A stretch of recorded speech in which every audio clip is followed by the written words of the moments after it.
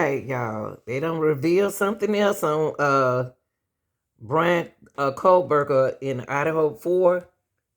Yes, they have revealed a gruesome, some information. So let's check it out. Update for you here, the gruesome murders of 4 University of Idaho students, which made national headlines. Police say at the hands of one man, showing another example of law enforcement using genetic genealogy to solve cases and identify suspects. Dan Springer's been digging into this. Hi, Dan.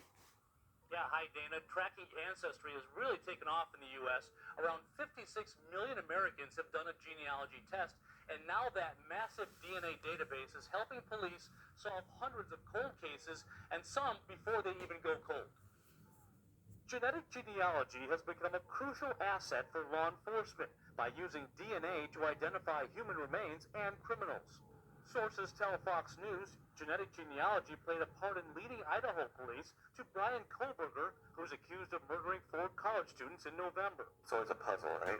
Going to open a picture, we'll put those pieces to get that picture. My role is to be able to identify unknown samples of DNA. Genetic genealogist Misty Gillis, who has not worked on the Idaho murder case, says the unknown sample of DNA is uploaded to a database, where it's compared with millions of other people's profiles for similarities. Those starting data points are then used to build a family tree for each person. We look for common ancestors amongst those trees and genetic networks, and then we build down to identify our sample. I think about the possibilities for all those cold cases out there. Cold cases like the so-called boy in the box, a young Philadelphia boy found dead in a box in 1957, who Gillis was able to identify as Joseph Zarelli 65 years later. I just was hopeful and excited at the idea of being able to bring his identity back. Former cold case investigator Paul Holes helped identify the Golden State Killer, Joseph DeAngelo, in 2018, decades after he committed dozens of murders and rapes. We built a family tree that consisted of thousands. And then ultimately we landed in on a California branch with a small number of individuals, of males of the right age. Chris Pedretti, who was raped by the Golden State Killer, credits genetic genealogy for providing her with some sense of closure. Thank God for DNA, because you can't run from that. Joseph James DeAngelo had fooled everybody for so many decades. All right, y'all. Now, listening to that, they tried something new on Bryan. That the suspect Bryan, y'all know Bryan Kohberger, unveiled a court filing that a surviving housemate has exculpatory information that is material and necessary to the alleged killer. Now they still saying he's an alleged killer. So let's take a look at what they got right here, y'all. Okay. I'm gonna sit this right here, okay? So y'all can see it. Kohberger, a former criminologist,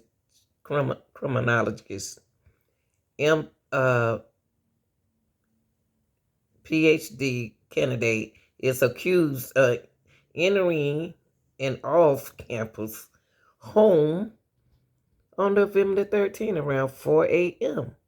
After the occupants,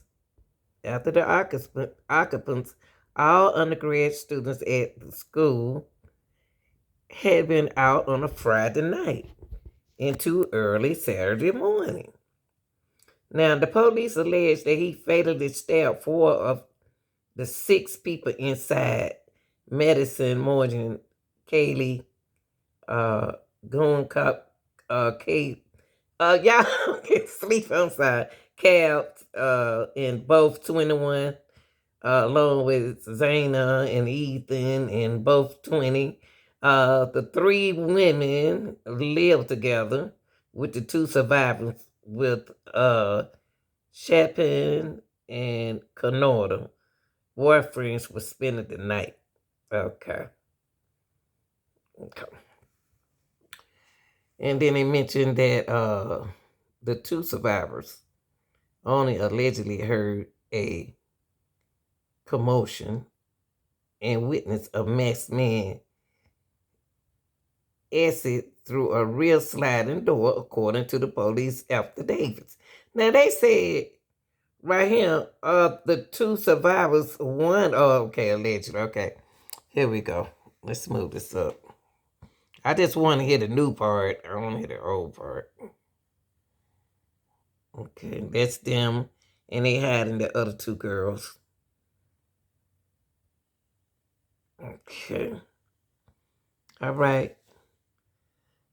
Okay. The second, a Nevada native name in a Nevada court filing made public Monday, allegedly heard or saw things that could clear the suspect.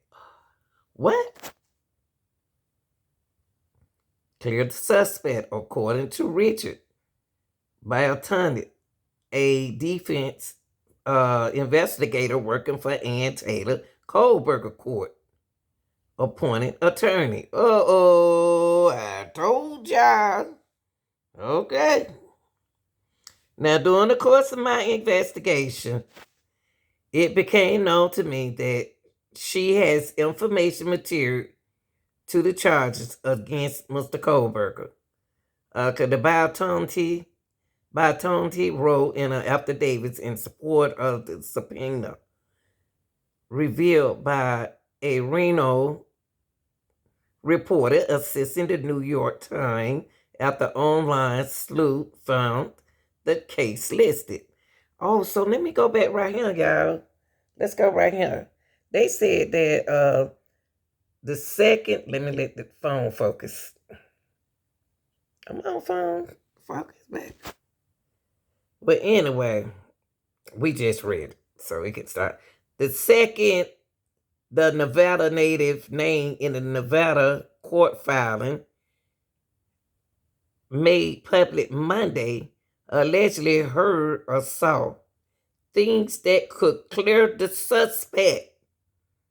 Y'all see it? To Richard Bryan,